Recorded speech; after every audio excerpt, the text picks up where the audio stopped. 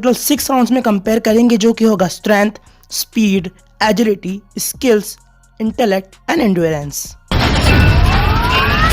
रही बात बागी वन के रॉनी की स्ट्रेंथ की, तो इस सीन में रॉनी ने इस विलन की आधी गर्दन को सिर्फ अपनी उंगलियों से तोड़ दिया, जिसमें करीबन 600 पाउंड का फोर्स लगता है। और दूसरे सीन में रॉनी ने इस चाइनीज बंदे की फीमर बोन को सिर्फ अपने एक किक से तोड़ दिया, जिसमें करीबन 900 पाउंड का फोर्स लगता है, जिसे हम 409 केजीज भी कह सकते हैं। बात रही बागी टू के रॉनी की स्ट्रेंथ की, तो सबसे पहले उसने इस बंदे को पंच मारा और इस बंदे ने सीधा कंक्रीट को तोड़ दिया। और इस सीन में रॉनी ने इन दोनों बंदों को पंच मारा, जिसकी वजह से गाड़ी हिल गई और उसने इस बंदे की गर्दन को सिर्फ अपने 3 उंगलियों से तोड़ दिया। और गर्दन तोड़ने में करीबन 1000 पाउंड का फोर्स लगता है, जो कि रॉनी ने अपने 3 उंगलियों से कर दिया।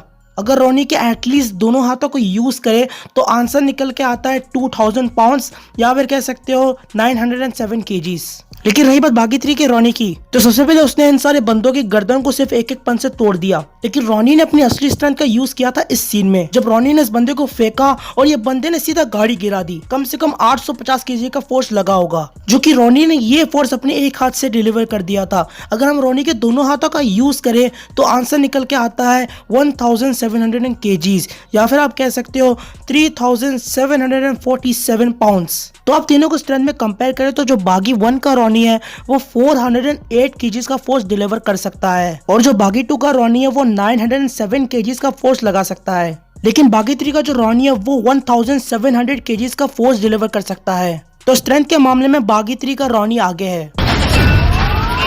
बात रही बागी 1 की स्पीड की, तो उसकी जो रनिंग स्पीड है वो है 20 किलोमीटर/आवर। लेकिन रॉनी के जो रिफ्लेक्सेस है वो काफी फास्ट है, जो कि हमें उसके किक्स में और पंचेस में दिखता भी है। रही बात बागी 3 के रॉनी की, तो उसके जो रिफ्लेक्सेस थे और उसके जो मूव्स थे वो फास्ट थे। रही बात बागी 2 के रॉनी की स्पीड की, तो उसके जो रिफ्लेक्सेस है और उसके जो मूव्स है वो बागी 1 और बागी 2 के रॉनी से फास्ट है। साथ ही साथ उसकी जो फाइटिंग स्पीड है वो भी काफी ज्यादा फास्ट है। जैसे इस सीन में रॉनी ने 8 बंदों को सिर्फ 7 सेकंड्स के अंदर मार दिया, मतलब उस एक बंदे को मारने में करीबन 1 सेकंड्स का टाइम लगा होगा। अब हाँ, बागी 3 के रॉनी ने भी ऐसा किया था इस 45 सेकंड वाले फाइटिंग सीन में, लेकिन बागी 3 के रॉनी ने एक बंदे को मारने में करीबन 1.2 सेकंड्स का टाइम लिया था, और बागी 2 के रॉनी ने 1 सेकंड। तो तीनों के पास ही अच्छी खासी स्पीड है, लेकिन बागी 2 के पास ज्यादा स्पीड है और ज्यादा अच्छी खासी रिफ्लेक्सेस है, तो इसीलिए स्पीड वाला राउंड जीतता है बागी 2 का रॉनी। तो अब रही बात एजिलिटी की, तो तीनों ही हैंड टू हैंड कॉम्बैट को पार्कोर स्किल्स के साथ यूज करते हैं। जैसे रही बात बागी 1 के रॉनी की, तो वो लंबे लंबे छलांगे मार सकता है, लंबे लंबे किक्स मार सकता है।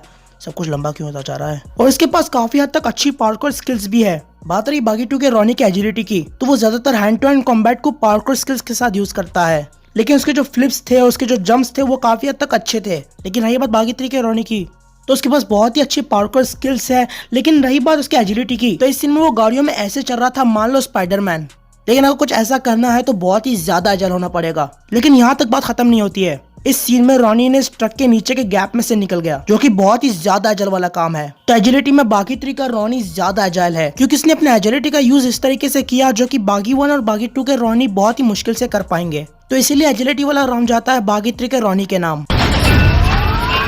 बात रही बागी 1 की रॉनी की स्किल्स की, तो वो मार्शल आर्ट्स में हाईली ट्रेंड है। पार्कोर स्किल्स तो उसके रगों में है और उसे कोई वेपन की जरूरत नहीं पड़ती, क्योंकि यार वो एक स्किल्ड फाइटर है।